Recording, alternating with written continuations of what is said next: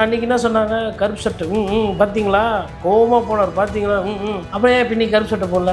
நான் அன்றைக்கே சொன்னேன், விதவிதமாக கலராக சட்டையை போடுறதுக்கும் அரசியலுக்கும் சம்பந்தம் இல்லை, யார் வேணால் கருப்பு சட்டை போடலான்னு. இல்லை அவர் ஏதோ செய்தி சொல்கிறார், மெசேஜ் சொல்ல விரும்புகிறார்.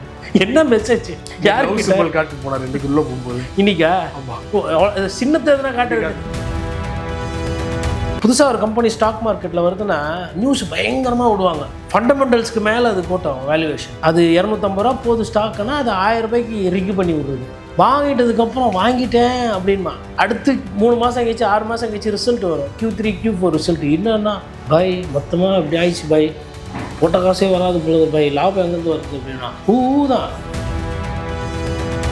நல்ல ஜட்ஜி ஏன்பா எஃப்ஐஆரில் ஒரு பேர் சேர்க்கலன்னு சொல்லிட்டு ஐயோ கிட்ட கேட்குறேன், இன்வெஸ்டிகேஷன் ஆஃபீஸர்கிட்ட. என்ன சொல்லுவார்? இல்லை சார், எங்கே போனாலும் கூட்டம் சேரும் சார், கரூர் வண்டி கிடையாது, அப்போ போன இடத்து இல்லாமல் சார் நம்ம எஃப்ஐஆரில் சேர்க்க முடியும் ஒரு பேரை அப்படி சொன்னால் ஒரு பார்வை பார்ப்பார்.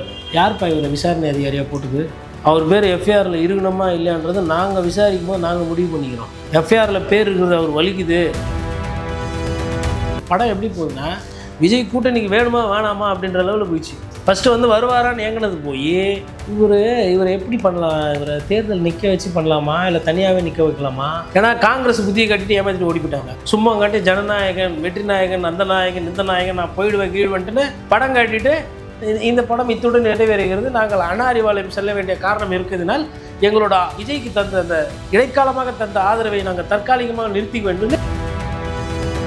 ஏதோ ஒரு படத்தில் அதிகாரியாக வருவார், போலீஸாக வருவார், அமைச்சர் போய் மிரட்டுவார், கிட்டத்தட்ட அப்படியே கண்ணில் விரல விட்டி ஆட்டுவார். நிஜ வாழ்க்கையில் இப்போ பண்ண சொல்லுங்கள். மெல்லமாக பிஜேபி மோசமான கட்சி, என்னை வந்து ரொம்ப பேடாக ட்ரீட் பண்ணாங்க, அதே வாய் தான் நான் சொன்னது. மொத்தம் இங்கே 4 வாரத்தை, இங்கே 8 வாரத்தை பேச சொல்லுவேன். படத்தில் இவ்வளோ பேசிட்டு போய்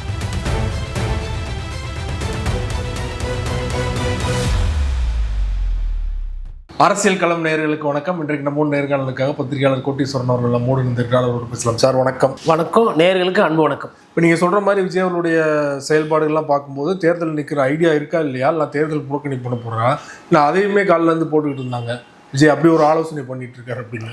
ரஜினி படத்தை சொல்லுவாங்க, மேலகிற செய்கிறான் சொல்கிறான் நான் செய்கிறேன் கேட்குறேன் அப்படின்ற மாதிரி மேலகிரவங்க முடிவு பண்ணுறது தான். நீங்கள் இது வந்து ஊழல் கேஸ் கிடையாது, இது வந்து culpable homicide not amounting to murder, negligence. ஒருவேளை உங்கள் மீது நெக்லிஜென்ஸ் இருக்குது, உங்களுக்கு தப்பான ஆட்கள் கிட்டேருந்து பணம் வந்திருக்கு, இல்லை வந்த பணத்துக்கு உங்ககிட்ட அக்கௌண்ட் இல்லைன்னா இதெல்லாம் புது கேஸ். இதெல்லாம் போட்டுட்டு உங்களை லாக் பண்ணாங்க, டைட் பண்ணாங்கன்னா நீங்கள் என்ன பண்ணுவீங்க? அம்மையார் சசிகலா ஏன் தேர்தலில் நிற்கல, முயற்சி கூட எடுக்கல, ஏன், எதனால்? இப்போது அவங்களுக்கு விருப்பம் இல்லை நான் எடுத்துக்க மாட்டேன். நிறைய விஷயம் கிட்ட இருந்த அரசியலில் பார்த்தவங்க. இன்னும் சுருக்கமாக சொன்னால் நிறைய பேர் அமைச்சர் ஆனதோ இல்லை முதலமைச்சர் வாய்ப்போ வந்து ஏற்படுத்தி கொடுத்த ஒரு அரசியல்வாதின்னு தன்னை காட்டிக்கொள்ளலை, ஆனால் பண்ணது முழுக்க பூரா அரசியல். ஏன் நிற்கலை? எதனால் ரஜினிகாந்த் அவர்கள் அரசியல் வேணும்னு ஒதுங்கி போகிறார்? சில காரணங்கள் இருக்குது, பல காரணங்கள் இருக்குது. பாதி வெளில வரும், பாதி வராமலே போகும், அதுதான் அரசியல். எதனால் வந்து ஓபிஎஸ் அவர்கள் முதலமைச்சராக இருந்தப்போ பதவி பறிக்கப்பட்டது, ஏன் அந்த பிரச்சனை வந்துச்சு? அரசியல். அப்போ இதெல்லாம் பார்க்கணும் தானே. எதுவுமே தெரியாமல், இது என்ன சிலபஸ்னே தெரியாமல் நீங்கள் பாட்டுன்னு வந்துட்டு வெறும் ஸ்டாலின் அவர்கள் தான் அரசியலா, திமுக ஒண்டி தான் அரசியலா, மற்றவங்களாம் அரசியல் பண்ண மாட்டாங்களா? இல்லை மற்ற விஷயங்கள் இல்லையா, விவகாரங்கள் இல்லையா? இன்னும் சின்ன வரல கட்சிக்கு, இன்னும் எந்த தொகுதியில் அவர் போட்டி போட போகிறாருன்னு தெரியாது. குறைந்தபட்சம் அன்புமணி ராமதாஸ்க்கு யார் யாரை வேட்பாளரை போட போகிறோம், நம்ம இந்த தேர்தல் நிற்கிறோமா இல்லைன்னு தெரியும். டிடிவி தினகரன் சொல்கிறாரு, நான் இன்னும் தேர்தலில் தொகுதியை முடிவு பண்ணல, நான் நிற்கணுமா இல்லைன்னு முடிவு பண்ணுற அளவுக்கு தெளிவு இருக்குது. ரைட்டுங்களா? ஓபிஎஸை பொறுத்தவரை தேர்தல் நிற்கிறாருன்னா தொகுதி பிரச்சனை கிடையாது. அவருக்கு தேனியும் தெரியும், போடியும் தெரியும், அதுக்கப்புறமா அந்த சைடு ராமநாதபுரத்தில் ஏதோ ஒரு தொகுதி தெரியும், இல்லை உசிலம்பட்டி, ஆண்டிப்பட்டி, என்ன ஏது. நான் போய் களத்தில் நான் புது சின்னத்தில் இருந்தாலும் சரி, புது சின்னத்தில் இருந்தாலும் எனக்கு என்னன்றது தெரியும். நயினார் நாகேந்திரனுக்கு எங்கே நிற்க போகிறாரோ தெரியும். அண்ணாமலை நிற்கிற மாதிரினா எங்கே அநேகமாக கவுண்டம்பாளையம் நின்னா நிற்பாருன்றாங்க. எடப்பாடி பழனிசாமி அவருக்கு சேலத்தில் எடப்பாடியில் நிற்க போகிறாருன்றது இட்ஸ் தேர். ஸ்டாலின் சாருக்கு கொளத்தூர்ன்றது தெரியும். உதயநிதி மைண்டில் ஃபிக்ஸ் ஆகிருப்பார். இப்போ இவங்கெல்லாம் அரசியல் தானே பண்ணுறாங்க. இவங்கெல்லாம் எந்த பிச்சில் போய் நாங்கள் ஆட போகிறோம், எங்கே ஸ்கோர் அடிக்க போகிறோம், எங்கே ரன் அடி தெரியும்ல. அப்போ இவங்கெல்லாம் அரசியல்வாதினா எந்த தொகுதினே இந்த நேரம் வரலாம் முடிவு பண்ணாமல் தொகுதி வேலையை பார்க்காத நீங்கள் சட்டமன்றத்துக்கு போகணுன்ற, நீங்கள் முதலமைச்சர் ஆகிறது அப்புறம் ஃபஸ்ட்டு நீங்கள் எம்எல்ஏவாக ஆகிற எண்ணம் உங்களுக்கு இருக்கா இல்லையா, இது என்னோட கேள்வி. இப்போ இது நியாயம் தானே? உங்களுக்கு பின்னாடி விஜய் பிரபாகர் உங்களுக்கு ஜூனியர், ஒருவேளை விஜயபிரபாகர் நிற்கிறா அப்படின்னா இந்த நேரம் தொகுதியை ரெடி பண்ணியிருப்பாங்க. அவங்களுக்கு தெரியும் டிஎம்டிக்கே ஐடென்டிஃபை பண்ணி வச்சுருக்காங்க. அப்போ இதெல்லாம் நம்ம கேட்டோன்னா தான் அண்ணன் நின்னாவே ஜெயிச்சிருவார்.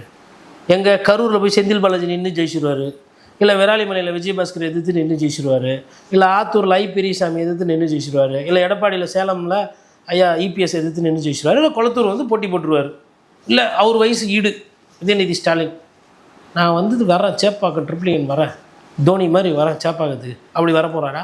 என்ன தான் சார் உங்கள் திட்டம்? அரசியல் தானே பண்ண போகிறீங்க, எதுவுமே சொல்கிறது கிடையாது. சரி வேட்புமனு வேணால் வாங்க ஆரம்பிக்கலாம்ல, நேர்காணல் சந்திக்கணும். அதுவும் உங்கள் கட்சியில் திமுகவோட அதிமுகவோட எழுச்சி இருக்குன்றது நான் நம்புகிறேன். ஏன்னா இளைஞர்கள் அரசியலில் மற்ற கட்சியில் வந்து பணம் இருக்கிறவங்க தான் சீட்டு கொடுப்பாங்க. உங்கள் கட்சி அப்படி இல்லை. ஒரு நல்ல முன் உதாரணமாக வந்திருக்கீங்க. ஏழை பாழைகளுக்கு ஒரு வாய்ப்பு இருக்கட்டும், சட்டமன்ற சீட்டு நீங்கள் கொடுப்பீங்க, அதை நான் உள்ளபடியே 100% வரவேற்கிறேன். அந்த வேலையை ஆரம்பிக்கலாம்ல. இந்த ஃபார்மை கொடுத்து எத்தனை ஃபார்ம் வருது என்ன ஏது அவங்களுக்கெல்லாம் ஃபார்ம் ஃபில் பண்ணி பழக்கிறக்காங்க நிறைய பேருக்கு. அவங்களுக்கு அங்கே ஒன்று போட்டு சொல்லி கொடுத்து எதுவுமே பண்ணாமல் எஸ்ஐஆரில் என்ன நடக்குதுன்னே தெரியாது. அது ஒரு சைடு. அதில் வந்து ஏகப்பட்ட குளறுபடி இருக்குதுன்றாங்க. அது ஓட்டு பேர் இருக்குதா இல்லையான்றது அது தெரில. அது பிப்ரவரி மாதத்துல தான் அது தெரியும். அப்ளை பண்ணவங்களுக்கு ஐடி கார்டு வருமா வராதா, இல்லை இருக்கிற ஐடி கார்டை வச்சு ஓட்டு போட முடியுமா, இல்லை அவங்க பூத்தில் வச்சுக்கிற ஓட்டர்ஸ் ரோல் வச்சு தான் ஓட்டுக்குதான்னு தெரியாது. நிலைப்பாடுன்னு தெரில. அன்றைக்கி ஒரு நாள் போராட்டம் பண்ணிட்டு அதோட லீவ் விட்டு போனதோட சரி. என்ன தான் பண்ணுறீங்க நீங்கள்? இன்றைக்கி தாவேக்கா பண்ண அரசியல் என்னென்னா, நிர்மல்குமார் பத்திரிகையாளர்கள் சார்ஜ் ஷீட்டில் பேர் இல்லை. இப்போ ஓட்டு போடுற மக்களுக்கும் சார்ஜ் ஷீட்டில் பேர் இல்லைன்றதுக்கும் என்ன சம்மந்தம்? அவர் போய்ட்டு 1.6 டிஎம்சி நீர்த்தேக்கம் இதனால் கிடைக்கும், மாமல்ல நீர்த்தேக்கத்தால் தென் சென்னையினுடைய குடிநீர் பற்றாக்குறையை இது தீர்க்கும், அப்புறம் தண்ணி மேலாண்மை சம்பந்தமாக நாங்கள் அரசு என்னென்ன பண்ண முடியுமோ, கடல் நீரை குடிநீராக்கிறதோ, இல்லை குழாயில் தண்ணி எடுத்து வந்து கொடுக்குறதோ, இல்லை பூமிக்கு கீழே இருக்கிற நீரை தேய்க்கிறதோ, இல்லை எடுக்கிறதோ, இல்லை புதுசாக ஏரி குளைகள் புனரமைக்கிறதோ, ஏதோ நாங்கள் பண்ணிட்டு தான் இருக்கோன்ற அது மக்கள் சார்ந்த விஷயம். 2000 ரூபாய் 2.25 கோடி ரேஷன் கார்டுக்கு. உனக்கு கார் இருக்குதா, பைக் இருக்குதா, ஆம்பளையா பொம்பளையா எதுவும் கிடையாது. ரேஷன் கார்டு ஓகே, 2 கோடிக்கு மேலே ரேஷன் கார்டுக்கு நான் 2000 ரூபாய் கொடுக்குறேன். ஆம்பளையாக பிறந்தீங்களா, ஆண் பாவம் பொல்லாதது. ஏன் பெண்களுக்கு ஒன்று எப்பவுமே இலவசம், பஸ்ஸில் போங்க, மகளிர் மகளிர் மகளிர் சொல்லிவிட்டு ஆண்களை யாருமே கண்டுக்கிறதில்ல. ஆம்பளையும் மதிக்கிறதில்ல, பெண்களும் மதிக்கிறதில்ல. சரி அந்த ஆண்கள் போயா, நீயும் பஸ்ஸில் ஏறிப்போ, ஃப்ரீயாக போ, தலைக்கு மேலே வெள்ளம் போகுது, எவ்வளோ நஷ்டமானா என்ன, நீயும் பஸ்ஸில் போ. அப்புறம் ஊரக வேலைவாய்ப்பு 125 நாள் 150 நாள் கொடுக்குறாங்க, கொடுக்கல. அட்லீஸ்ட் அனௌன்ஸ்மெண்ட் வருதில்ல, அந்த எண்ணம் இருக்குல்ல, எதையோ செய்யணும். அது உண்மையாக செய்ய போகிறாங்களா, ஏமாற்ற போகிறாங்களா, அது அந்த கட்சிக்கும் மக்களுக்கும் இருக்க பிரச்சனை சொல்கிறாங்கல்ல. நீங்கள் என்ன சார் பண்ணிகிட்ருக்கிறீங்க? சிபிஐ கூட நீங்கள் விருப்பப்பட்டு பேசலை. உங்கள் சூழ்நிலை, உங்கள் நேரம், உங்கள் அமைப்பு, உங்கள் ஜாதகம் உங்களை அப்படி பேச வைக்கிது. ஐயோயோ சார்ஜ் ஷீட்லலாம் இல்லை பேர், நீங்கள் தப்பாக போடுறீங்க. சரி அப்போ கரெக்டாக நீங்கள் சொல்லுங்கள். சொல்லவே மாட்டேன்றீங்க. ஃபஸ்ட்டு அன்றைக்கி என்ன சொன்னாங்க, கருப்பு சட்டை பார்த்தீங்களா, கோபமாக போனார் பார்த்தீங்களா, அப்புறம் ஏன் பின்னி கருப்பு சட்டை போடல? நான் அன்றைக்கே சொன்னேன், விதவிதமாக கலராக சட்டையை போடுறதுக்கும் அரசியலுக்கும் சம்பந்தம் இல்லை, யார் வேணால் கருப்பு சட்டை போடலான்னு. இல்லை அவர் ஏதோ செய்தி சொல்கிறாரு. யார்? நம்ம சினிமா பத்திரிகையாளர்கள் ஒரு மெசேஜ் சொல்ல விரும்புகிறாரு. என்ன மெசேஜ்? யாருக்கு காட்டு போனார் இன்றைக்கி உள்ளே போகும்போது? இன்னைக்கா? ஆமாம், சின்னத்தை எதுனா காட்ட வேண்டியது. இப்படியா? ஓகே, அது பாரு வரல நமக்கு. 2026 களத்தில் இருந்து விஜய் அவர்கள் கொஞ்சம் கொஞ்சமாக வாக்கு வங்கி மேலே ஏறுறதுக்கு பதிலாக சேச்சுரேஷன் பாயிண்ட்டுக்கு போகிறார். 2036 வேணால் அவருக்கு வந்து ஒரு சாதகமான ஒரு அரசியலாக இருக்கலாம். 2026 அவர் பண்ணுற அரசியலுக்கு விஜயகாந்த் அவர்களுக்கு என்ன வாக்கு கிடைச்சதோ அந்த வாக்கு தான் கிடைக்கும். அதுக்கு மேலே போகிறதுக்கு, ஏன்னா நான் என்ன நினச்சேன்னா, முதல்ல வந்து கூட்டணியெல்லாம் வருவாங்க, அப்போ அவருக்கு வந்து இதாகும். அவர் அதையுமே அந்த லெக்கையுமே அவர் கிளியர் பண்ணலை. அதனால் நேரம் இல்லை அவருக்கு. இன்னொன்று, மக்களை போய் ஓட்டுன்னு ஒன்று கேட்கணும்ல. குறைந்தபட்சம் பாதிக்கப்பட்டவங்கள, இறந்தவங்களை வீட்டுக்கு கூப்பிட்டு பார்த்தீங்க, பண உதவி கொடுத்தீங்க, அவங்க உங்களுக்கு வேண்டப்பட்டவங்க, அது ரைட்டு. மற்றவங்க பொதுமக்களை போய் பார்த்துட்டு ஒரு வணக்கம் வச்சு, உங்கள் விஜய் நான் வரேன், ஒரு வாட்டி வாய்ப்பு கொடுங்க, கேட்க மாட்டிங்களா? பண்ண போகிறீங்களா இல்லையா? அப்படி எதனா ஐடியா இருக்குதா இல்லையா? சொன்னோம்ல நாட்டு மக்களுக்கு. கேட்டால் அமைதியே புரட்சி, புரட்சியே அமைதி, இது ஒரு பெரிய வியூகம். யார் இன்னமும் இந்த முட்டு கொடுத்துட்டு பேசுகிறவங்க அவரை கொண்டு போய் நட்டாத்தில் விட போகிறாங்க. அவரோட வசீகரத்தையும் அவருக்கு இருக்கிற அந்த கூட்டத்தையும் வந்து அவங்க வந்து என்ன சொல்கிறது, குறைத்து மதிப்பீடில் அதீத மதிப்பீடு பண்ணி அவருக்கு உண்டான அந்த வேல்யூவேஷன் குறைய போகும். புதுசாக ஒரு கம்பெனி ஸ்டாக் மார்க்கெட்டில் வருதுன்னா நியூஸ் பயங்கரமாக விடுவாங்க, ஃபண்டமெண்டல்ஸ்க்கு மேலே அது கோட்டம் வேல்யூவேஷனில். அது 250 ரூபா போகுது ஸ்டாக்குன்னா அது 1000 ரூபாய்க்கு ரிக்கு பண்ணி விடுறது. வாங்கிட்டதுக்கப்புறம் வாங்கிட்டேன் அப்படின்மா அடுத்து 3 மாதம் கழிச்சு 6 மாதம் கழிச்சு ரிசல்ட் வரும், Q3 Q4 ரிசல்ட். என்னன்னா பை மொத்தமாக இப்படி ஆயிடுச்சு பை, போட்ட காசே வராது போகுது பை, லாபம் எங்கேருந்து வருது அப்படின்னா தான். அப்போ ஒரு கம்பெனியில் இன்வெஸ்ட் பண்ணுறதுக்கு முன்னாடி ஒரு கம்பெனியில் யார் ஓனரு, என்ன வியாபாரம் செய்கிறாரு, அவரோட நடத்தை என்ன, அவர் கிளையண்ட் யார், அவர் என்ன ப்ராடக்ட் தயார் பண்ணுறாரு, கம்பெனி 5 வருஷம் ஃபினான்ஷியல்ஸ் எப்படி இருக்குது, தொழிலாளியை நல்லா நடத்துதா, எல்லாத்தையும் வெளிப்படையாக பத்திரிகையில் சொல்லுதா, இவ்வளோ விஷயம் இருக்குது. எது ஒரு கம்பெனியில் நீங்கள் ஸ்டாக்கில் பணம் போடுறதுனா. அப்படி இருக்கும்போது ஒரு பெரிய அரசியல் கட்சி ஜனங்க எவ்வளோ விஷயம் பார்ப்பாங்க, எவ்வளோ அரசியல் கட்சியில் பார்த்துருக்காங்க. ஏன்னா இங்கே அவங்களுக்கு சாய்ஸ் என்ன, மோசம், மிக மோசம், மிக மட்டமான மோசம், மிக மிக மட்டமான மோசம். கட்சியோட சாய்ஸே இப்படி இருக்குது. அப்போ நீங்கள் நன்று அப்படின்னு வாங்கணும்னா நீங்கள் உண்மையில நல்ல அரசியல் பண்ணி காட்டணும், இல்லை ஒரு எடுத்துக்காட்டு அரசியல். இன்னொன்றுங்க, மக்கள், தமிழக மக்கள் தைரியத்தை எதிர்பார்ப்பாங்க, வீரியத்தை எதிர்பார்ப்பாங்க. பொதுவாக பேசுகிறேங்க, நீங்கள் வந்து இந்த பம்பிக்கிட்டு அரசியல் பண்ணாலும் மக்களுக்கு உங்களை பிடிக்காது. தைரியமாக எதிர்த்து கால் ஸ்பேட் ஸ்பேட். எனக்கு எதிரினா இந்த கட்சி எதிரி, இந்த கட்சி ஆதரவுனா இந்த கட்சி ஆதரவு, முடிஞ்சு போச்சு.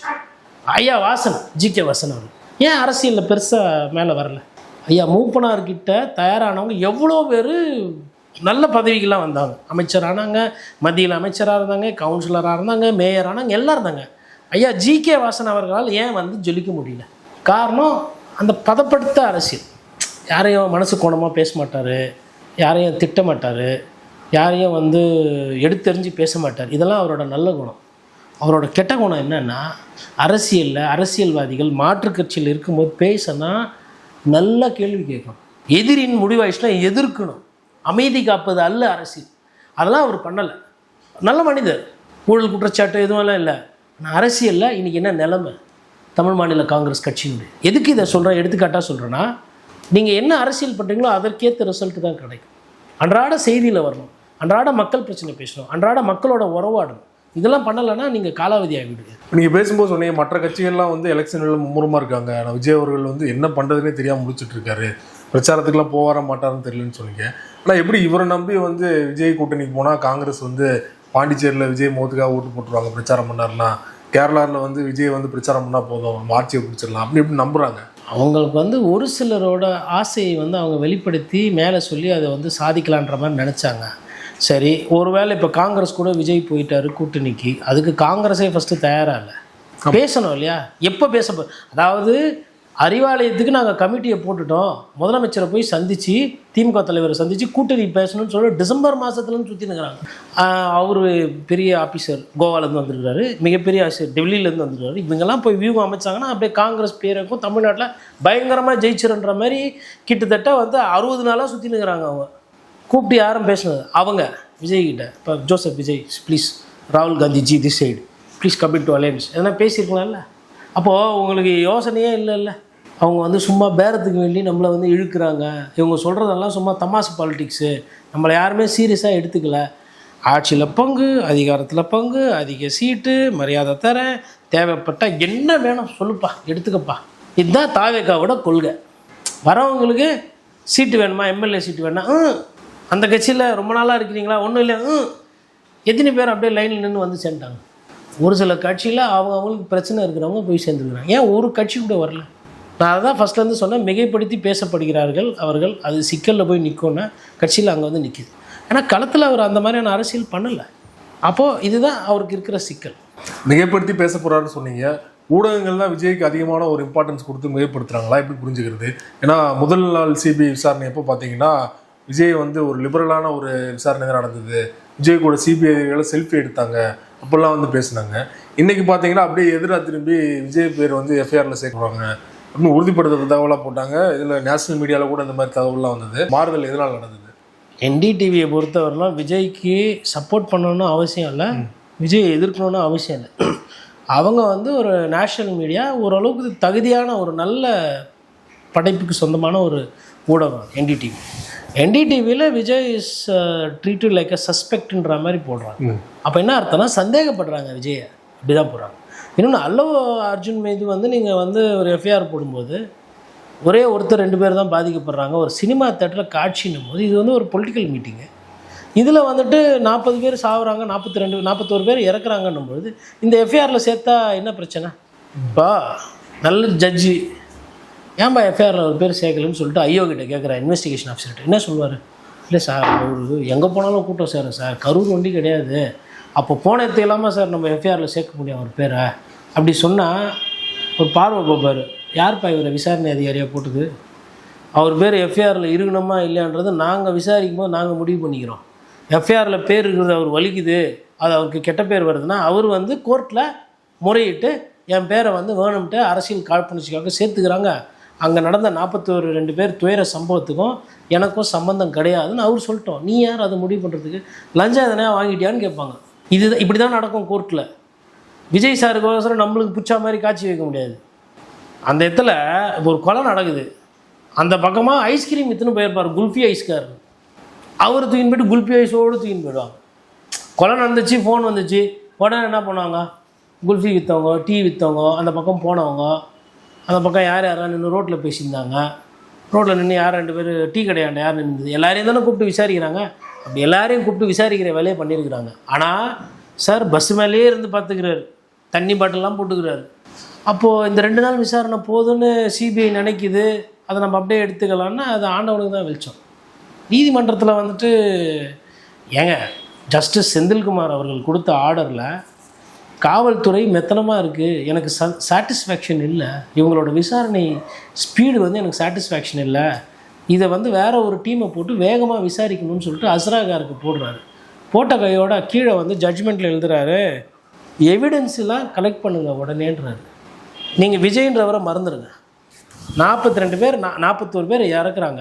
ஒரு நீதிமன்றத்தில் இருக்கிற நீதியரசர் என்ன சொன்னோம், சீக்கிரமாக விசாரிங்க, தரவுகள் எதுனா தப்பிச்சிட போகுது, ஆதாரம் இது பேர் என்னது தடயங்கள் இருந்தால் அது மிஸ் ஆகிட போகுது, எவிடன்ஸு கலெக்ட் பண்ணுங்கள், ஃபாரன்சிக் லேப் அனுப்புங்க, எவிடன்ஸை ப்ரொடெக்ட் பண்ணுங்கள், யாரும் இதில் வந்து தப்பிக்கக்கூடாது, இதுதானே நீதிமன்றம் சொல்லிச்சு.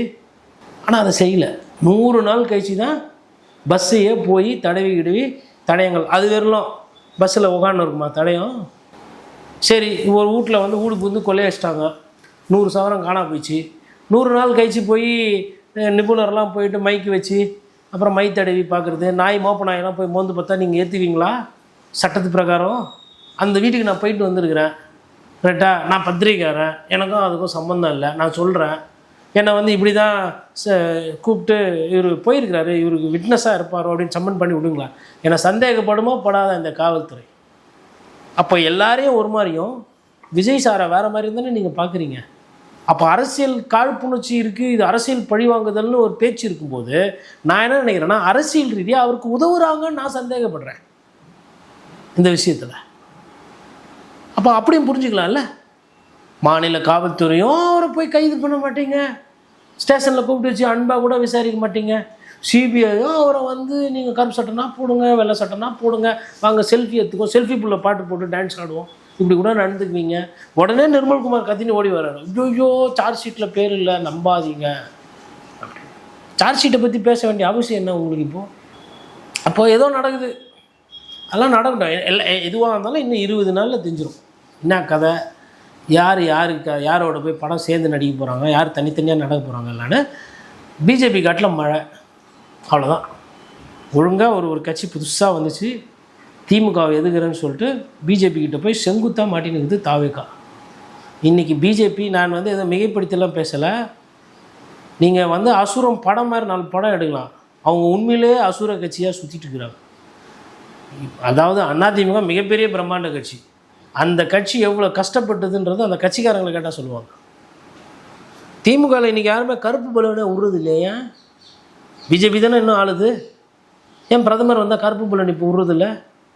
வெள்ளக்கொடைக்கு மாறிட்டாங்க. எதுக்கு? அப்போ தெரியுது. அப்படி இருக்கும்போது இவர் என்ன பண்ணிடணும், நான் பாஜக பற்றி இல்லைங்க, பாஜக மீது எனக்கு விமர்சனம் கிடையாது, பாராளுமன்ற தேர்தல் வரும்போது தான் நான் விமர்சிப்பேன்னு கூட சொல்லிட்டு போயிடலாம். சொல்லிட்டா பணம் கொடுக்குறோம் என்னது, பிஜேபி எதிர்க்க மாட்டேன், அப்போ நான் எதுக்கு உனக்கு சப்போர்ட் பண்ணோம் அவங்க கேட்பாங்கல்ல. படம் மாதிரி தான் ஒரு அரசியல்னாமே, அதுக்குமே நிறைய ஃபினான்ஷியர்ஸ் இருப்பாங்க, நிறைய ஸ்பான்சர்ஸ் இருப்பாங்க, காசு கொடுக்குறவங்க கேட்பாங்கல்ல, என்னப்பா என்ன பண்ண போகிறப்பா அப்படின்னு. அந்த ஸ்கிரிப்டுக்கும் இப்போ ரியாலிட்டிக்கும் உதவிக்குது. ஏன்னா ஒரே தேர்தலில் இவர் எல்லாரையும் போட்டு தள்ளுறாரு. சார் உள்ளே வந்தார்னா அப்படியே அந்த பக்கம் ஏடிஎம்கே வந்து ஐயோ விஜய் வந்துட்டார், அவங்க கடையை சேர்த்து கூப்பிட்டு போயிடுவாங்க. அப்புறம் அன்புமணி ராமதாஸ்லாம் வந்து அவங்க குடும்ப பஞ்சாயத்துலாம் மறந்துட்டு 2 பேரும் ஒன்றாகி ஐயோ விஜய் வந்துட்டார் சேர்ந்துருவாங்க. டிடி தினகரனும் ஓபிஎஸ் அவர்களும் புதுசாக நமக்கு வந்து ஒரு ஒளி விளக்கு வந்துச்சு, இவர் தான் அடுத்த புரட்சி தலைவர், செங்கோட்டையன் போயிட்டார், நம்மளுமே எம்ஜிஆர் மாதிரியே பார்த்தா மாதிரியே இருக்குன்னு சொல்லிட்டு அவங்க வந்து உங்கள் கூட சேர்ந்துருவாங்க. காங்கிரஸ் கட்சி இவ்வளோ நாள் பழகின பழக்கத்தை மறந்துட்டு 2G கீஜி அந்த பிரச்சனையெல்லாம் மறந்துட்டு விஜய் சாரோட சேர்ந்துருவாங்க. டிஎம்கே பயந்துன்னு ஐயோ பெரிய பெரிய கட்சிக்கிட்டலாம் தச்சோம், விஜய்கிட்ட எப்படி தைக்க போகிறோன்னு தெரியல அப்படின்னு சொல்லிட்டு அவங்க கட்சியை கழிச்சிட்டு போயிடுவாங்க. இதுதான் இப்படி ஒரு படம் எடுத்தா அந்த படத்தில் நீங்கள் வந்து கோட்டையில் வந்து விஜய் சார் கொடியேற்றுற மாதிரி நீங்கள் காட்சி வைக்கலாம். அரசியலில் அதெல்லாம் சாத்தியம் இல்லை. சாத்தியம் இல்லாத ஒரு விஷயத்தை அவர் மக்கள்கிட்ட தொடர்ந்து பேசிகிட்டு இருக்கிறார். அவர் முதலமைச்சர் ஆக மாட்டாருன்னு நான் சொல்லலை, இதை நான் திரும்ப திரும்பி சொல்கிறேன். அவர் முதலமைச்சர் ஆகலாம், 2026 இல்லைன்றது தான் நான் சொல்கிறேன். 2031 அவர் ஆவாரா இல்லையா, நல்ல அரசியல் பண்ணால் 2031 ஆகும். ஒரு மினிமம் ஒரு குழந்தை பிறக்கணும்னா 10 மாதம் ஆகுன்றது நீங்கள் எந்த டாக்டர் போய் கேட்டாலும் சொல்லுவாங்க. அதை ஏற்றுக்கிறீங்களா, நம்புறீங்களா? இல்லை எங்களுக்கு 2 மாதத்துலேயே குழந்தை பிறக்கும், 3 மாதத்துலேயே குழந்தை வந்துடும் அப்படின்னா நான் என்ன பண்ணுறது? நான் அந்த மாதிரி பேசுபவர்கிட்ட நான் எப்படி வாதம் பண்ணுறது? இல்லை ஒரு வேளை 3 மாதத்தில் குழந்தையாக பிறந்து அதிசய பிறவியாக ஒன்று சுற்றுச்சுன்னா அன்றைக்கி ஆமாம் கோட்டீஸ்வரனுக்கு அறிவு பத்தலை, எனக்கு அனுபவம் இல்லை, 3 மாதத்துலேயே குழந்தைய பிறகுற வித்தகார கட்சியாகுது இது அப்படின்னு சொல்லிட்டு நம்ம எடுத்துக்கலாம். அது ஒரு புதுசாக இருக்கும், அது ஒரு தினுசாக இருக்கும். ஆனால் இந்த சூழ்நிலை கல யதார்த்தங்களை பார்க்கும் பொழுது அவ்வாறு, ஏன்னா 5 விஷயங்கள் ரொம்ப முக்கியம். ஒன்று கட்சி தொடங்கி கட்சியோட நிலைப்பாடு, 2வது தேர்தல் யுக்தி, தேர்தலுக்கு வாக்குறுதிகள், 3வது கூட்டணி, அது 4வது வேட்பாளர் எப்படி அறிமுகப்படுத்துறீங்க, வேட்பாளரை எப்படி மக்கள்கிட்ட கொண்டு போய் சேர்க்குறீங்க, வேட்பாளரோட சேர்த்து சின்னம், 5வது பூத்து லெவலில் கடைசி நேரத்தில் பூத்தில் ஓட்டுகளை எடுத்துகிட்டு வந்து சேர்த்து என்ற விரலும் இருக்கணும். அது நெட்வொர்க்கிங். 5 சப்ஜெக்ட் இது. அந்த 5 சப்ஜெக்டையும் நான் எதுவுமே பண்ண மாட்டேன். அப்போ நான் என்ன பண்ணுவேன், பஸ்ஸு மேலே ஏறி நின்று ஆட்டின்னு சொல்லுவேன். இதனால் இந்த ஆட்டினை வந்து நீங்கள் அப்படியே எடுத்து, நானே 214 தொகுதியை வந்ததாக நீங்கள் மனசில் எடுத்து ஜனநாயகன் படத்தை பார்த்துட்டு என்ன ஜனநாயக பார்வையில் என்ன அப்படியே முதல்வராக ஆக்கிடுங்க அப்படின்னா அதை தெரில. இப்போ கொடுக்கப்பட்டிருக்கிறது விட்னஸ் சம்மனுக்காக தான் ஆஜராயிருக்கார் இல்லையா? இந்த விட்னஸ் சம்மன் வாயிலாக அவர் மீது குற்றப்பத்திரிகையில் பேர் சேர்க்க முடியுமா? இல்லை, அதாவது விட்னஸ் சம்மன்ன்றது என்ன நடந்தது, நீங்கள் என்ன பார்த்தீங்கன்னு கேட்குறது. நீங்கள் சஸ்பெக்ட் சம்மன் வந்து அவங்க மேலே சந்தேகம் வந்துச்சுனாலுமே அனுப்புவாங்க. ஓகே, அதுக்கு இது வந்து நீங்கள் அங்கே இருந்தீங்க, நீங்கள் பார்த்ததை சொல்லுங்கள், என்னதாங்க நடந்தது, நீங்கள் எப்போ போனீங்க, லேட்டாக போனீங்களா, உங்களுக்கு முன்னாடி எதனா இருந்தா, யாருன்னா கழுத்து திருப்புற மாதிரி சொல்கிறாங்களே பேசப்பட்டது தாவேக்கலை, நீங்கள் யார் கழுத்துனா திருப்புறதை பார்த்தீங்களா, யாருன்னா சதக்கு கத்தி எடுத்து குத்துனதை பார்த்தீங்களா, இல்லை போலீஸ் லட்டியில் அடித்தாங்களா, எவ்வளோ நீட்டு லட்டி, எத்தனை போலீஸ்காரங்க அடித்தவங்கக்கிட்ட வந்து சொன்னாங்களா, அப்படிலாம் ஒரு சில கான்ஸ்பிரசி தேரி இருந்ததுல இவருக்கு தான் கிளியர் வியூ இருந்திருக்கும். ஆமாம், வண்டி மேலே நிற்கிறாரு, நேரடியாக பார்க்குறாருல்ல. இன்னொன்று இவர் தானே பாதுகாப்பு அவங்களோட தொண்டர்களுக்கு. அப்போ அதனால் அவருக்கு ஒரு சில விஷயங்கள் இருக்கும் இல்லையா, விவகாரங்கள் சொல்லுவதற்கு. அதனால் நீங்கள் சொல்லுங்கள் ஃபஸ்ட்டுன்னு கூட சொல்லியிருப்பாங்க. இப்போ சஸ்பெக்ட்டு ஒரு வேளை விசாரணை அதிகாரி இன்னும் 4 பேரை கூப்பிட்றாரு, அவங்க வந்து இல்லைங்க அவர் ஓனுகிட்டே தான் லேட்டாக வந்தார், கரூரில் வந்து குறுக்கா மறுக்கா இவர் வராருன்னு ரோடு போடல, நாங்கள் ஆல்ரெடி வெள்ளக்காரன் பீரியடுக்கு முன்னாடியிலேருந்து ரோடு அப்படி தான் இருந்தது, அந்த ரோடுக்கு மேலே தார் ரோடு போட்டதோடு சரி, மற்றபடி காலதாமதமாக வந்ததுக்கு அதெல்லாம் காரணம் இல்லை, நாங்கள் சொன்னோம், சொல் பேச்சு கேட்காம இவர் தான் வண்டி இன்னும் கூட்டம் அப்படின்னாரு, அதனால தான் இது நடந்திருக்குமா அப்படின்னு சொல்லிட்டு. ஏன்னா காவல்துறை அதிகாரிகள், ஆய்வாளர்கள், அங்கே இருந்த எஸ்பி டிஎஸ்பி எல்லாரையும் தான் விசாரிக்கிறாங்க. அவங்கள வந்து சொல்கிற கருத்துக்கும் விஜய் சொல்கிற கருத்துக்கும் நேர் எதிராக இருக்கும். ஒருவேளை விசாரணைத்துறை அதிகாரி அந்த கருத்தை எடுக்கிறாருன்னா அது சஸ்பெக்ட் சம்மனாக மாறலாம், இல்லை சார்ஜ் ஷீட்டில் ஒரு பேர் சேர்க்கப்படலாம், எஃப்ஐஆரில் ஒரு பேர் சேர்க்கப்படலாம். அதெல்லாம் இன்னும் முடிவுக்கு வரல. இப்போ தானே படம் ஆரம்பிச்சிருக்கு, அதுக்குள்ளேயே சாங்கு ஃபைட்டு கிளைமேக்ஸ்லாம் வேணும்னா படம் எப்படி வரும்? ஃபஸ்ட்டு ஒரு ஓப்பனிங்கு, இன்ட்ரோ, அப்புறம் ஒரு 4 காட்சிகள், அப்புறம் அவரோட கேரக்டர் எஸ்டாப்ளிஷ் பண்ணுவாங்க, அப்புறம் வில்லனை காட்டுவாங்க, அப்புறம் நடிகையை காட்டுவாங்க, அப்புறம் குணச்சித்திர நடிகர், காமெடி எல்லாம் வந்ததுக்கப்புறம் கதை செட் ஆனதுக்கப்புறம் கிளைமேக்ஸ் வரும். அதேமாதிரி சிபிஐ வழக்கானது இதுவுமே வந்து பொறுமையாக அப்படியே போவாங்க. இன்னும் சுருக்கமாக சொல்லணும்னா இப்போதைக்கு இதை எப்படி நம்ம ஒரு காட்சிப்படுத்தி பார்க்கணுன்னா, ஒரு ஹிந்தி படம் தமிழ் படம் தான், ஹிந்தி கற்றுக்க ஒருத்தர் போவார், ஏ கிசான் ரகு தாத்தா அப்படின்ற மாதிரி இருக்குது. இது வந்து ஏ கிசான் ரகு தாத்தா பிஜேபியோட கூட்டணி ஆத்தா அப்படின்ற மாதிரி சொல்லி அனுப்புவாங்க. இந்த ஹிந்தி இவருக்கு புரிஞ்சுதுன்னா ஓரளவுக்கு அவருக்கு பிரச்சனை எல்லாம் போகும். இல்லை ஹிந்தி தெரியாது, போடா நான் வந்து தமிழ்நாடு, நீயா நானா பார்த்துக்கலாம் அப்படின்னா அவங்க ஆய சம்பன் திருப்பி அப்படின்னு சொல்லிட்டு கூப்பிட்டு விசாரிப்பாங்க. இது இது அரசியல் இருக்குன்னா அரசியல் இருக்கும், விசாரணை இருக்குன்னா விசாரணை இருக்கும். அரசியல் பண்ணுறாங்க, நான் விசாரணைக்கு ஒத்துழைக்க மாட்டேன்லாம் இவர் சொல்ல முடியாது. ஏன்னா 41 பேர் காவு வாங்கி இறந்துருக்குறாங்க. அதனால் விசாரணை விளையத்துலேருந்து அவர் தப்ப முடியாது. கிட்டத்தட்ட அவருக்கு இந்த சிபிஐ நெருக்கடியினால் இது நிர்மல்குமாருக்கு எந்தளவுக்கு அவருக்கு புரியுதுன்னு தெரியல. 9 விதமான பாதிப்பில் அவர் சிக்கிறார். இந்த சூழ்நிலை, அதாவது இது சிபிஐ ஒன்று, கட்சி ஒன்று, படம் ஒன்று, 3 விதமாக அதை பார்க்கணும். அப்போது இப்போ இதே வந்து தமிழகத்தில் காவல்துறையில் விசாரணை இருக்குன்னா பண பரிவர்த்தனை பற்றியோ இல்லை அவரோட டிரான்சாக்ஷன்ஸ் பற்றிலாம் கேட்க போகிறது கிடையாது. இப்போ சிபிஐ விசாரணை கிட்ட போட்டதுனால அவங்க ஒரு எஃப்ஐஆர் போட்டிருக்காங்க. சிபிஐ வந்து எஃப்ஐஆர் பதிவுப்பட்டால் தேவைப்பட்டால் நாளைக்கு இடி உள்ளே வரலாம். ஒருவேளை இதில் பண பரிவர்த்தனை எதனா நடந்திருக்கு, அதிகமாக செலவு பண்ணி கூட்டத்தை சேர்த்துருக்காங்க, எங்களுக்கு அதில் சந்தேகம் இருக்குது அப்படின்னு நினச்சாங்கனாவே அமலாக்கத்துறை வரலாம். இன்னைக்கு காலையில் ஒரு செய்தி, தினகரன் பத்திரிகை செய்தி என்ன சொல்லுதுன்னா, அது கொஞ்சம் உண்மையாக அது எந்த அளவுக்கு நம்பகத்தன்மை எனக்கு தெரியாது. ஆனால் வந்த செய்தியை நாட்டு மக்களுக்கு சொல்ல வேண்டியது ஒரு செய்தி பத்திரிகையாளரோட நம்மளோட தகவல். அதில் என்ன சொல்லியிருக்காங்கன்னா, வெளிநாட்டிலிருந்து பல கோடி ரூபாய் வந்து ஐயா ஜான் ஆரோக்கியசாமி மூலயமா வந்து ஃபண்டு உள்ளே வந்திருக்கு. அதில் நிறைய பேர் வந்து கிறிஸ்டின் மைனாரிட்டிஸ் மிஷின் நடத்துகிறவங்க, மிஷினரிஸு அந்த மாதிரிலாம் சொல்கிறாங்க. இப்போ இந்த மாதிரி ஒரு விஷயம் இருக்குமே, ஆனால் என்ஐஏ உள்ளே வந்துடும், நேஷ்னல் இன்வெஸ்டிகேஷன் ஏஜென்சி. என்ஐஏ இவங்களே ரொம்ப மோசம்னா அவங்க அதை விட ரொம்ப மோசம். என்ஐஏ வந்து விசாரிக்கும் போது என்ன ஆகுனா, இதில் ஹவாலா எதனா இருக்கா, அப்புறம் என்ஐஏ கூட வரும்போது சும்மா வரமாட்டான், அவன் சகல வேறு கூப்பிட்டு வருவாப்பா கூட, இன்கம் டேக்ஸ் டிபார்ட்மெண்ட்டு. எப்போ ஏதோ பணம்லாம் வந்துக்குதுன்றாங்க, இதுக்கெல்லாம் கணக்கு கட்டிக்கிறாங்களா பாருங்கள், இது வந்து கள்ள பணமாக நல்ல பணமாக பாருங்கள் அப்படின்னும் போது பேங்க் டிரான்சாக்ஷன் என்ன, கொடுத்தது யார், அவங்களோட வியாபாரம் என்ன, அவங்களோட நோக்கம் என்ன, இதெல்லாம் எடுப்பாங்க. அதெல்லாம் எடுக்கும்போது என்ஐஏ உள்ள வருது. ஒரு சைடு சிபி, ஒரு சைடு என்ஐஏ, ஒரு சைடு அமலாக்கத்துறை. எதுக்கு வந்து மத்திய அரசு விசாரணைனா எல்லா மாநில அரசில் இருக்கிற அரசியல்வாதியும் அலறாங்க. யாருன்னா இந்த மாதிரி கேட்டு வாங்கிட்டு போகிறாங்களா, கேட்டு வாங்கிட்டு போவாங்க. எப்போனா ஒரு வேளை நீங்கள் கூட்டணியில் இருக்கீங்க, இல்லை உங்களுக்குள்ள ஒரு அண்டர்ஸ்டாண்டிங் இருக்குன்னா கேட்டு வாங்கிட்டு போவாங்க. இல்லை மத்திய அரசு மோசமாக இருக்குது அப்படின்னா நாங்கள் எங்களுக்குள்ளேயே முடிச்சுக்கிறோம், சிபிஐ இந்த நாட்டுக்கே வரக்கூடாதுன்னு சொல்லிட்டு ஜிஓ போட்டு நிறுத்திடுவாங்க. இப்போ திமுகவுக்கு இருக்கக்கூடிய அமைச்சர்களை நீங்கள் விசாரிக்கணும்னா அமலாக்கத்துறை வைத்து, தமிழகத்தில் ஆட்சி இருக்குது, ஆட்சியில் இருக்கும்போது தமிழக காவல்துறை வணக்கம் வைக்கிற காவல்துறை எப்படி விசாரிக்காது. அப்போ மத்தியில் இருக்க காவல்துறைன்னா நம்ம எசமானருக்கு இவங்க எதிரி கட்சி, அதனால் விசாரணைக்கு வரலான்னு சொல்லிட்டு வரோம். ஆனால் அப்படி வரணும்னா உங்களுக்கு ஒரு எஃப்ஐஆர் வேணும். அதனால தான் எஃப்ஐஆர் பதிவே பண்ண மாட்டாங்க.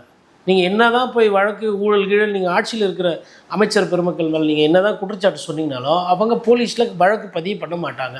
லஞ்ச ஒழிப்புத்துறை வழக்கு சிட்டிங் எம்எல்ஏ மேலே அமைச்சர் மேலே பண்ணாது. ஏன் பண்ண மாட்டாங்கன்னா, அந்த எஃப்ஐஆர் போட்டுட்டா அதை வச்சு மத்தியில் இருக்கக்கூடிய விசாரணை குழு வந்துவிடும். அவங்க வராமல் இருக்கணும், நம்மவர்களும் நம்ம பாதுகாக்கணுன்றதுக்காக தான் அதை பண்ண மாட்டாங்க. ஆனால் ஆட்சி மாற்றம் போயிடுச்சுன்னா கதை வேறு. அதே மாதிரி பாஜக ஒரு கணக்கு போடும், நம்ம கூட யாரெல்லாம் நம்மளுக்கு ஃப்ரெண்ட்ஸ் இருக்கிறானோ அவன் ஊழல் பண்ணுறான், நம்ம வேடிக்கை பார்க்குறான். நமக்கு எதிர்த்து பண்ணால் 2 ஆப்ஷன், ஒன்று இந்த பக்கம் வந்தால் புனிதர் ஆகிறான், இல்லைனா நிம்மல் பிடிச்சி உடனே கேஸில் போடுறான். அவ்வளோதான். இதுதான் நடக்குது 15 வருஷமாக. கெஜ்ரிவாலுக்கு அதுதான், ஹேமந்த் சோரனுக்கு அதுதான். அவர்களை விட விஜய் வந்து தைரியமும் திராணியும் அதிகமாக கொண்டவராக இந்த சூழ்நிலையில் நான் பார்க்கவில்லை. அப்படி இருக்கும் பொழுது நான் சொன்ன மாதிரி சிபிஐ, அமலாக்கத்துறை, இன்கம் டேக்ஸு, அப்புறம் என்ஐஏ, இது 4 ஆச்சுங்களா. அதுக்கப்புறம் இங்கே வந்து ஒரு நீதியரசர் கமிஷன் ஒன்று போட்டிருக்கிறாங்க, அவரில் ஜுடிஷியல் மானிட்டரிங். அப்புறம் தேர்தல் ஆணையம் வரும்பொழுது நாளைக்கு வந்து ஜனநாயகம் படம் ரிலீஸ், அது இதுக்கு சென்சார் போர்டு. நாளைக்கு ஜனநாயகம் படம் வந்து அரசியல் பேசுது, மாடல் கோட் ஆஃப் கண்டக்ட் வந்துச்சு, இந்த படத்தை இப்படி ரிலீஸ் பண்ணாதீங்க, ஏன்னா இதை வந்து இவர் அரசியல் கட்சிகளெல்லாம் பிரச்சாரம் பண்ணுறாரு, இவர் பயன்படுத்துகிறாரு, இது வந்து தேர்தல் கணக்கில் சேர்த்துக்கணும்னு சொல்லிட்டு கூட பெடிஷன் போடலாம். அப்போ எலெக்ஷன் கமிஷனும் வந்துட்டு என்ன பண்ணோன்னா பார்க்கும், மாடல் கோட் ஆஃப் கண்டக்ட் வந்துச்சுன்னா படம் ரிலீஸாக சென்சார் போர்டு ஒன்றும் இல்லை, எலெக்ஷன் கமிஷனே முடிவு பண்ணும். அப்போ எலெக்ஷன் கமிஷன் முடிவு பண்ணதுன்னா லேட் ஆகும். நாளைக்கு எலெக்ஷன் கமிஷன் போயிட்டு இல்லைங்க, இது வந்து பொலிட்டிக்கல் அண்ட்ரெஸ்ட் வருன்றாங்க, யார் சொல்கிறாதோ அந்த பொலிட்டிக்கல் பார்ட்டி சொல்லுது, இந்த பொலிட்டிக்கல் பார்ட்டி சொல்லுது, எனக்கு வந்து ஃப்ரீ அண்ட் ஃபேர் எலெக்ஷன்ஸ் நடத்தணும், சட்டம் ஒழுங்கணும் போது கோர்ட் வந்து தேர்தல் ஆணையம், அதாவது சென்சார் போர்டை வந்து தேர்தல் ஆணையமோ சென்சார் போர்டும் ஒன்றும் கிடையாது. சென்சார் போர்டை வந்து நீதிமன்றம், உச்ச நீதிமன்றம், உயர் நீதிமன்றம் வந்து இப்போ படம் தான் நம்ம ரிலீஸ் பண்ணுப்பா அப்படின்னு சொல்லிட்டு போயிடும். இதே தேர்தல் ஆணையமும் அதை கையில் எடுக்குதுன்னா அது தேர்தல் நடத்துறது அவங்க சமாச்சாரம். நீ படம் வந்து போன தீபாவளியே ரிலீஸ் பண்ண வேண்டியது என்ன, பொங்கல் தான் பிரச்சனைன்னு தெரியுது இல்லைன்னு அப்படி போயிடும். அதனால் தேர்தல் ஆணைய விஷயத்தில் விவகாரத்தில் நீதிமன்றமே ரொம்ப தலையிடாது, ஏன்னா அதுவும் ஒரு கான்ஸ்டியூஷன் அத்தாரிட்டி. அப்போ தேர்தல் ஆணையம் இருக்குது பிரச்சனை. அப்புறமா வந்து உங்களுக்கு லோயர் கோர்ட்டில் கேஸ் இருக்குது, ஹைகோர்ட்டில் இருக்குது, சுப்ரீம் கோர்ட்டில் இருக்குது, அதுக்கப்புறமா வந்து ஒரு ஒரு கார் வாங்கின கேஸில் நிலுவை ஏதோ பிரச்சனை ஒன்று ஓடுது. வரி ஏய்ப்பு ஆல்ரெடி ஒரு பிரச்சனை இருக்குது. இப்போது இதெல்லாம் சேர்த்தா கரெக்டாக கூட்டிங்கன்னா 9 நம்பர் வரும். சார் வந்து நவகிரகத்துக்கிட்ட மாட்டின மாதிரி மாட்டின்னு இருக்கிறார். இதெல்லாம் அவருக்கு தெரியுமா தெரியாதான்னு எனக்கு தெரியல. ஆனால் இந்த பிரச்சனைலாம் அவருக்கு முன்னாடி இருக்குது. அதனால் பார்க்கணும் எப்படி விஜய் அவர்கள் இதெல்லாம் உள்ளபடியே சொல்லப்போனால் எனக்கு உண்மையிலே பார்க்கும்போது அவரை பார்க்கும்போது கொஞ்சம் பாவமாக இருக்குது, சிம்பத்தியாக இருக்குது உண்மையில். ஏன்னா ஒரு நடிகர் நல்ல மனசு இருக்கு. இதெல்லாம் தெரிஞ்சு தானே அவர் அரசியலுக்கு வந்துருக்கு. இல்லை இதெல்லாம் தெரியாது. தெரிஞ்சிருந்தால் இப்படி சொதப்ப மாட்டாங்க. ஆடு யாரை நம்பினா கசாப்பு கடைக்காரனை நம்புவாங்க. விஜய் சுற்றிக்கிறவங்களாம் இப்போ எனக்கு தேதியில் அவர்கள்லாம் வந்து இந்த ஆட்டத்தின் போய் பக்ரீத்துக்கு ரம்சானுக்கு மாட்டி விடுறவங்க மாதிரி தான் தோணுது. ஏன்னா எதுவுமே பண்ணலையேங்க. இன்னும் ஒரு ஒரு 6-7 வாரம் எண்டில் வந்து தேர்தலுன்ற மாதிரி போயிட்டுருக்குது. அவங்கவுங்க ஒன்று கூட்டணியை பலப்படுத்துகிறாங்க, இல்லை ஸ்க்ரூவை போட்டு டைட் பண்ணி கட்சி எதுவும் பிச்சின்னு போகக்கூடாதுன்னு சொல்லிட்டு சிமெண்ட் வச்சு பூசுகிறாங்க. வேட்பாளர் பட்டியல் வெளியிடணும்னு சொல்லிட்டு உத்தியோக பட்டியல்னு போட்டு யூடியூப்பில் போட்டு தள்ளுறாங்க. அதுக்கப்புறமா வந்து உங்களுக்கு வந்து வேட்பு மனு வாங்குகிறாங்க. தேர்தல் அறிவிப்பு அதிமுக தலைவர் வந்து 2000 ரேஷன் கார்டுக்குன்னு கிட்டத்தட்ட ஒரு சில விஷயங்களை கொடுத்துட்டார். 190 தொகுதி அவர் போய் சுற்றிட்டு வந்துட்டார். முதலமைச்சர் அவருக்கு இருக்கிற அதிகாரத்தையும் முதலமைச்சர்ன்ற முறையில் எதெல்லாம் தொடங்கி வைக்க முடியுமோ திட்டம் போடுறதாகட்டும், இல்லை வந்து ஒரு மக்கள் நலனுக்கு என்ன இருக்கோ எல்லாத்தையும் பண்ணுறாரு. கேப்பே விடுமா. அதாவது ஒரு நாளில் 3 பங்காக பிரித்து செயல்படுறாங்க. யார்? எதிர்கட்சி தலைவரும் முதலமைச்சரும். இப்போ முதலமைச்சர்கிட்ட நேற்று ஷெடியூல் எடுத்திங்கன்னா ஞாயிற்றுக்கிழமை கூட நேற்று ஓய்வு கிடையாது. காலையில் பார்த்தீங்கன்னா புத்தக கண்காட்சியில் அதாவது வெளியூர்லேருந்தெல்லாம் டெலிகேட்ஸ் வந்துருக்குறாங்க. அவங்க கூடலாம் ஜெர்மன்லேருந்து வராங்க, ஃப்ரான்ஸில் அவங்கக்கிட்டலாம் பேசுகிறாரு. தமிழை வந்து நாங்கள் உலக நாடுகளுக்கு அரங்கமாக எடுத்துகிட்டு போவோம், புத்தகம்லாம் தேவை அப்படின்ற மாதிரி பேசுகிறாரு கலாச்சார ரீதியாக. மதியம் பார்த்திங்கன்னா கட்சிக்காரரை சந்திக்கிறாரு. சாயந்தரமாக வந்துட்டு தேர்தல் வேலை என்ன ஏதுன்ற மாதிரி பேசியிருக்கிறாரு. இன்றைக்கி காலையில் வந்துட்டு மகாபலிபுரத்துக்கிட்ட அந்த மாமல்லன் நீர்த்தேக்க தொட்டின்னு சொல்லிட்டு ஒரு நிகழ்ச்சிக்கு போய் கலந்துக்கிறாரு. திருப்பி சாயந்தரமாக ஏதோ மீட்டிங் இருக்கிறான், கட்சிக்காரங்களோட மீட்டிங். அப்போது எடப்பாடி பழனிசாமி அவர்களை எடுத்தவொன்னே பார்த்தீங்கன்னா 23ஆம் தேதி பிரதமர் வர்றாரு. பிரதமர் கூட யாரெல்லாம் கூட்டணி வரணும், என்ன எது சிறிய கட்சிகள் எது தயாராக இருக்குன்னு அது ஒரு சைடு போயிட்டுருக்குது. கட்சிக்காரங்க மாவட்ட சிலரெல்லாம் கூப்பிட்டு எவ்வளோ கூட்டம் கூட போகிறீங்க என்ன ஏதுன்றது அந்த வேலை நடக்குது. சட்டமன்ற கூட்டத்தொடர் வருது, அதுக்கு என்ன பண்ணணும், அதுக்கு வந்து என்னென்ன கேள்வி கேட்கறது, என்ன பிரச்சனை. போன வாட்டி விஜய் பற்றி பேசி அவங்களுக்கு கட்ச வாய்ப்பை விட்டாங்க. இந்த வாட்டி விஜய் பற்றிலாம் எதுவும் பேச வேண்டாம், நம்மளுக்கு உண்டான அரசியல் நம்ம பண்ணோன்னு அது. இதுக்கு நடுவில் வந்து சட்டமன்றத்தோட கூட்டத்தொடர் இருக்குது, ஜனாதிபதி கவர்னர் உரை இருக்குது. கவர்னர் உரை முடிஞ்சதுக்கப்புறம் 2 நாள் கூட்டத்தொடர், அதுக்கப்புறம் முதலமைச்சரோட ரிப்ளை இருக்கும். இவ்வளோ விஷயம் நடக்க போகுது. இது எல்லாமே தமிழகத்துக்கு சம்மந்தமானது. ஆட்சி பற்றியும் சொல்லிட்டேன், கட்சி ரீதியாகவும் சொல்லிட்டேன். இவர் என்னன்னா வெள்ளை சட்டை போட்டுன்னு போயிருக்காரு இன்றைக்கி செய்தி. அப்புறம் நிர்மல்குமார் வந்து ஐயோ அப்படிலாம் இல்லை, சார்ஜ் ஷீட்டில் அண்ணன் பேரை சேர்க்கலை அப்படின்னு சொல்லிட்டு என்ன சொன்னார், நயினார் நாகேந்திரன் சொன்னார். நயினார் நாகேந்திரன் உனக்கு எதிரியாச்சே பாசிச பாஜக. நயினார் நாகேந்திரன் சொன்னது உங்களுக்கு எதுக்கு அந்த கருத்து? செந்தில் பாலாஜி மீது அவர்கள் முன்னிலையில் சொன்னார். முன்னிலை அமித்ஷான்றது நீங்கள் எப்படி சொல்லலாம்? அமித்ஷா உங்கள் தலைவரே அமித்ஷான்ற வார்த்தை சொல்கிறது கிடையாது. நீங்கள் எதுக்கு சொல்கிறீங்க? எதிரி தானே அவங்க நமக்கு. நம்ம கூட அவங்கக்கிட்ட யாருன்னா போய் விஜய் பேசுகிறத டிரான்ஸ்லேட் பண்ணி ஹிந்தியில் யாருன்னா சொன்னாங்கன்னா இந்த மாதிரி தான் சொல்லிடுறாரு இவர், தமிழ்நாடு பூரா பாசிச பாஜகன்றாரு. அப்புறமா வந்து நம்மளை வந்து உடமாட்டெல்லாம் பேசிக்கிறாரு, கொள்கை எதிரி சொல்கிறாரு அப்படின்னா துஷ்மன் ஹே அப்படி தானே சொல்லுவார். அப்போ திடீர்னு எப்படி உங்களுக்கு வந்து நண்பர் ஆகிறார் அவர் வந்து இப்போ நீங்கள் வந்து கொள்கை எதிரினா கொள்கை எதிரின்னு கொள்கை எதிரியோடு வைக்கணும். இப்போ எதுக்கு அமித்ஷா முன்னில் நயினார் சொன்ன என்ன கூட்டணி பற்றி சொன்னாரா? அப்போது நான் என்ன சொல்கிறேன்னா அவங்க இனிமேல்ட்டு யாரும் ஆக்சுவலாக இப்போ படம் எப்படி போகுதுன்னா விஜய் கூட்டணிக்கு வேணுமா வேணாமா அப்படின்ற லெவலில் போயிடுச்சு. ஃபஸ்ட்டு வந்து வருவாரான்னு ஏங்கினது போய் இவர் எப்படி பண்ணலாம், இவரை தேர்தல் நிற்க வச்சு பண்ணலாமா இல்லை தனியாகவே நிற்க வைக்கலாமா? ஏன்னா காங்கிரஸ் புத்தியை கட்டிட்டு ஏமாற்றிட்டு ஓடி போயிட்டாங்க. சும்மா காட்டி ஜனநாயகன் வெற்றி நாயகன் அந்த நாயகன் இந்த நாயகன் நான் போயிடுவேன் கீழ்வன்ட்டுன்னு படம் காட்டிட்டு இந்த படம் இத்துடன் நிறைவேறுகிறது, நாங்கள் அனாரிவாளையம் செல்ல வேண்டிய காரணம் இருக்குதுனால் எங்களோட விஜய்க்கு தந்த அந்த இடைக்காலமாக தந்த ஆதரவை நாங்கள் தற்காலிகமாக நிறுத்தி வேண்டும்னு வாழ்க திராவிடம் வளர்க காங்கிரஸ் கட்சி அப்படின்னு அவங்க பயணம் பண்ணிட்டாங்க. எதிர்ப்பு கோஷம் போட்டவங்களாம் முடிஞ்சு போச்சா? இதுதான் இந்த ட்ராமாலாம் நடக்கும். டிடி தினகரன் சார் என்ன சொன்னார் நடுவில், விஜய் ஒரு பெரிய மாற்று சக்தி, அவரை தவிர்க்க முடியாது. இப்போ என்னங்க நிலைப்பாடுனா இல்லைங்க, நான் எந்த கூட்டணியில் இருக்குன்னு அந்த கட்சியினுடைய தலைவர்கள் அறிவிப்பாங்க, ஏன் அவசரப்படுறீங்கன்னு சொல்லிட்டு அவர் இப்போது தேவைப்பட்டால் இப்போ செங்கோட்டையன் ஃபோன் பண்ணி அண்ணா ஓபிஎஸ் அண்ணா என்னென்ன என்ன பண்ணுறதா உத்தேசம் என்ன மாதிரி இங்கேயே வந்துருங்கண்ணே. அவர் நினைப்பார் நீயே என்ன பண்ணுறதுன்னு தெரியாமல் இருக்கிறேன், நான் முன்னாள் முதலமைச்சர் இதுவாச்சும் தெரியுமான்ற ரேஞ்சில் இருக்கோம். டிஎம்டிகே தாவேகாவோட பேசுகிற மாதிரியோ தொடர்பில் இருக்கிற மாதிரியோ தெரியல. ஐயா மருத்துவர் ராமதாஸ் தொடர்பில் இருக்கிற மாதிரி பேசுகிற மாதிரி தெரியல. வேறு என்ன ஆப்ஷன்ஸ் இருக்குது? செங்கோட்டையன் அவர்கள்ட்ட அரசியல் ரீதியாக கேட்பாங்கன்னு அவர்கிட்ட போய் ஜனநாயகன் போட எப்போ சார் வெளியே கேட்குறேன். அவரும் அப்படியே போயிடுறாரு. அவ்வளோதான். இனிமேல் அதாவது அந்த ஃபஸ்ட்டு ஒரு 4 நாளில் ஒரு பெரிய தலைவராக உருவெடுத்துள்ளார். புரட்சித் தலைவர் எம்ஜிஆருக்கு பிறகு நான் பார்த்த புரட்சித் தலைவராக விஜய் அவர்களை பார்க்கிறேன். அவரை ஒரு காலமும் முதலமைச்சர் ஆக்காமல் இந்த இந்த இந்த இந்த செங்கோட்டையன் நான் ஓய மாட்டேன், தொண்டர்கள் ஓய விட மாட்டேன் அப்படி எல்லாம் மொத்தமாக ஒரு 1000 வார்த்தை வந்து எல்லாத்தையும் பேசி முடிச்சாச்சு.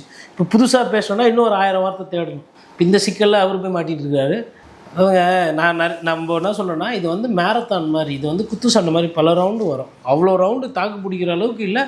உள்ளபடியே விஜய் வந்து அவரோட ஸ்டாண்ட்ஸு, அவரோட அந்த பொலிட்டிக்கல் ரீடர்ஷிப்பு எல்லாத்தையுமே ரீகரெக்ஷன் பண்ண, கோர்ஸ் கரெக்ஷன் பண்ண. இது இப்படியே போச்சுன்னா விஜய்க்கு வந்து அவரோட ரசிகர்கள் ஓட்டு போடுவாங்கங்க. அவங்க ரசிகர்கள் எவ்வளோ பேர் இருக்கிறாங்கன்றது நமக்கு தெரியும். இல்லை, அவங்களே வந்து இந்த விஷயத்துல ஏன் விஜய் அவர்கள் பேச மாட்டாரு? நிறைய பேர் விஜய் ரசிகர்களே பேச. படத்தில் பார்த்த விஜய் வேறு, அரசியலில் விஜய் வேறு இல்லை.